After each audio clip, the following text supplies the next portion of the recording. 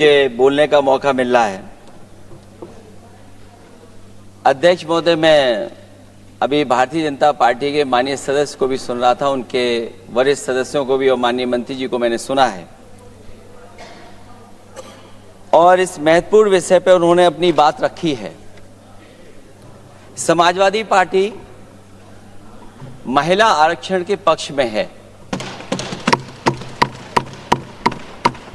और समाजवादी पार्टी का इतिहास रहा है कि हम लोगों ने हमेशा महिलाओं को आगे बढ़ाने के लिए काम किया है। हमारे नेता जिनकी विचारधारा पे हम लोग आगे बढ़ रहे हैं, डॉक्टर राम मनोहर लोहिया, उन्होंने हमेशा जेंडर जस्टिस और सोशल जस्टिस की बात की है। हम समाजवादी लोग जेंडर जस्टिस और सोशल जस्टिस के पक्ष में हैं और महिलाओं का आरक्षण 33% हो उसके भी पक्ष में हम लोग बोल रहे हैं। और ये लड़ाई हमारी निरंतर चल रही है और कहीं न कहीं आरक्षण हमारी पीढ़ी के आह्वान को और मजबूत कर रहा है। लेकिन जिस तरह की बातें हमें सुनने को मिल रही हैं, अब भारतीय जनता पार्टी नारी को नारा बनाने की कोशिश कर रही है। भारतीय जनता पार्टी इस आरक्षण को लेकर के भाजपा अपना नारी का नारा बनाना चाहती है और बदलने की कोशिश कर रही है। जिन्होंने नारी को अपने संगठन में नहीं रखा, उनके मान सम्मान के लिए कैसे रखेंगे? और अगर ये बात गलत है, अध्यक्ष महोदय, जिस पेरेंटल संगठन से आप निकले हैं उसमें मान सम्मान के लिए संगठन में कितनी नारी हैं ये बता दें आप। और इनका, क्योंकि पिछले कई वर्षों से अध्यक्ष जी ये सरकार में है और मैं सुन रहा था माननीय मंत्री जी को मैं सुन रहा था, उन्होंने बहुत सारे योजनाएं, बहुत सारे कार्यक्रमों की जानकारी दी। लेकिन अगर हम दुनिया के आंकड़े देखें, जेंडर इक्वलिटी में हम कहां खड़े हैं? हम 146 में 127वीं जगह पर खड़े हैं। और अगर हम इनके खुद के सरकारों को देखें अगर, तो अध्यक्ष महोदय, इनके 21 जगह सरकारें हैं। 21 जगह यूनियन टेरिटरी और स्टेट मिलाकर के और सहयोगी दलों के साथ मिलकर के 21 सरकारें इनकी हैं। भारतीय जनता पार्टी ये बताए कि उनके 21 स्टेट में जहां सरकारें उनके सहयोगी साथियों के साथ चल रही हैं, कितने मुख्यमंत्री इनके बने हुए हैं? कितनी महिला मुख्यमंत्री बनी हुई इनकी? जीरो। और जो दिल्ली की बनी हुई हैं, हालांकि वो हाफ चीफ मिनिस्टर हैं और वो भी महिला होने के नाते केवल हाफ चीफ मिनिस्टर हैं। नहीं, अधिकार कहां है? एक चीफ मिनिस्टर के जो अधिकार होते हैं, एक स्टेट के जो अधिकार होते हैं, क्या आपके दिल्ली की मुख्यमंत्री के पास वो अधिकार है? और फिर जो अभी तक जो सबसे बड़ी पार्टी है, जो सबसे बड़ी पार्टी अपने आप को कहते हैं, पूरे देश में जितने भी इनके विधायक चुने गए हैं, आप बताओ आपकी संख्या क्या है? 10% से ऊपर नहीं जा पा रहे हैं आप? क्या 10% से ऊपर हैं आप?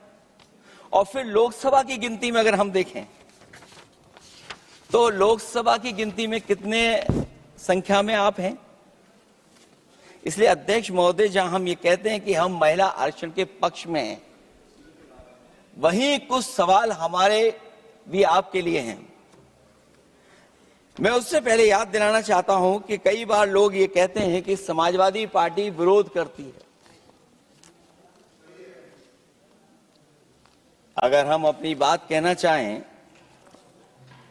तो डॉक्टर राममनोहर लोहिया, जिनकी विचारधारा पर हमारी समाजवादी पार्टी का आधार है, उनके द्वारा हमेशा महिलाओं को पुरुषों के बराबर की हिस्सेदारी हर क्षेत्र में देने की बात कही गई। और मैं उनको कोट करना चाहता हूं कि संस्कार का आरंभ महिला से होता है। यदि महिला जागृत है तो पूरा समाज जागृत हो जाता है। ये लोहिया ने हमारे जिस विचारधारा पे हम लोग चल रहे हैं वो हम आपको बताना चाहते हैं। जब तक महिलाएं राजनीति में नहीं आएंगी, सामाजिक क्रांति अधूरी रहेगी। लोहिया जी ने निरंतर महिलाओं की राजनीति में महत्वपूर्ण भूमिका पर बल दिया है और समाज में वास्तविक परिवर्तन उनके योगदान से ही आ पाएगा। इसलिए मैं याद दिलाना चाहता हूं अध्यक्ष महोदय, उत्तर प्रदेश में पंचायत में सबसे पहले आरक्षण महिलाओं के लिए लागू करने का काम समाजवादी पार्टी ने किया।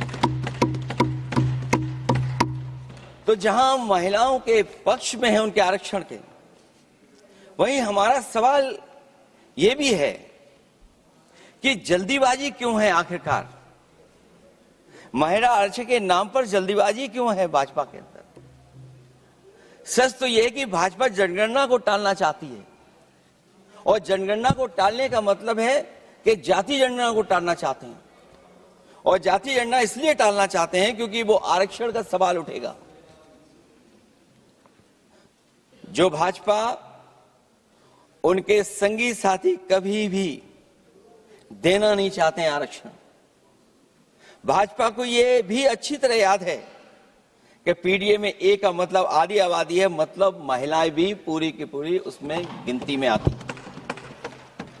एक बड़ा चुनावी सच यह भी है कि भाजपा की चुनावी घपलेबाजी अब पूरी तरह से भंडाफोड़ हो गई है।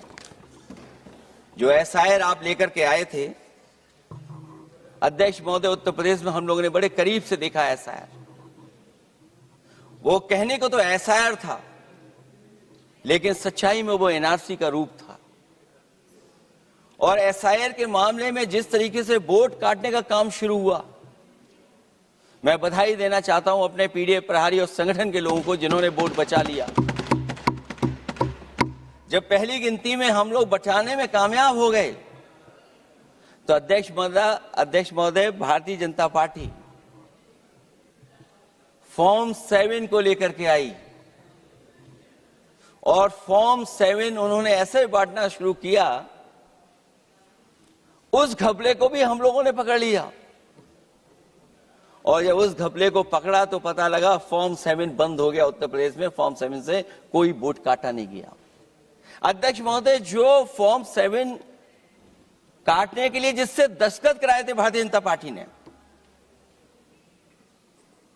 उस व्यक्ति को दस्तखत करना भी नहीं आता है।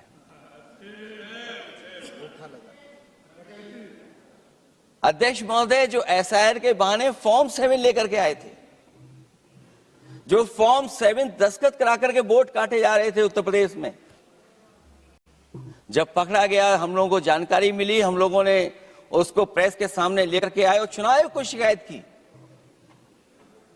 फॉर्म 7 से वोट कटना रुक गया, लेकिन अभी भी उस पर कोई कार्रवाई नहीं की जिसने उसके नकली दस्तखत कराए थे। अध्यक्ष महोदय, इससे तो लगता है कि पूरा का पूरी व्यवस्था जुड़ी हुई है भारतीय जनता पार्टी से।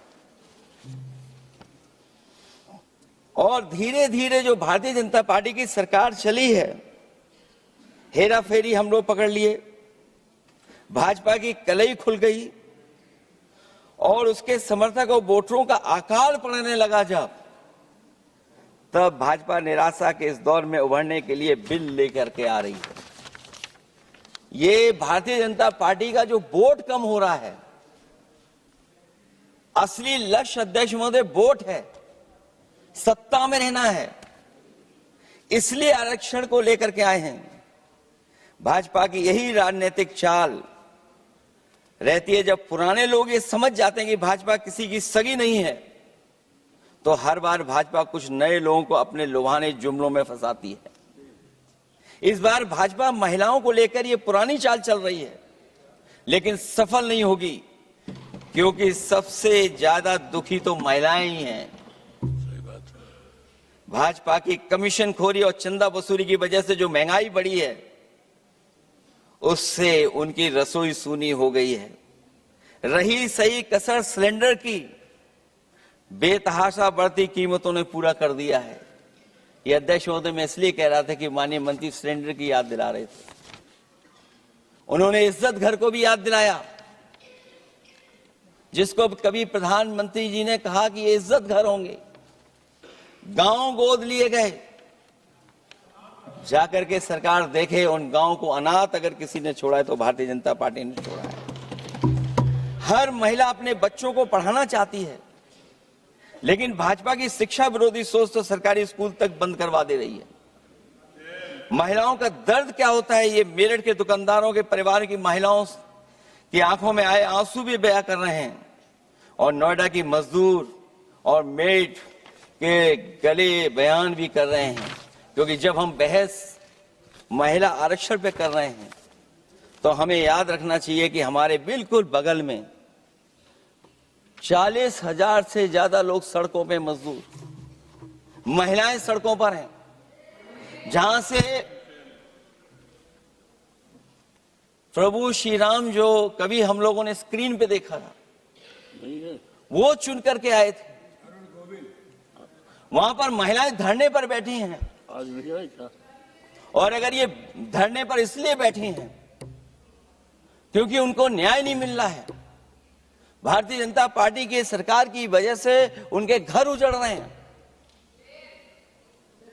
महिलाएं रो रो करके न्याय मांग रही हैं, तो मैं कहना चाहता हूं अध्यक्ष महोदय सरकार से कि अगर ये बिल इतना ही सही है तो इसे मेरठ नोएडा की पारिवारिक और कामगार महिलाओं के बीच बैठकर घोषित किया जाए कि उनके लिए इसमें क्या क्या होने जा रहा है। हम महिला आरक्षण के साथ हैं, पर उस भाजपाई चालबाजी के खिलाफ हैं जो एक साजिश के तहत की जा रही है। भाजपाई और उनके संगी साथी देश की सबसे बड़ी आबादी के वर्ग मतलब पिछड़े वर्ग की महिलाओं के बारे में चुप्पी साधे बैठे हैं। ये बात अध्यक्ष जी समझ में नहीं आ रहा है, क्योंकि जब हम लोग प्रधानमंत्री जी को सुनते थे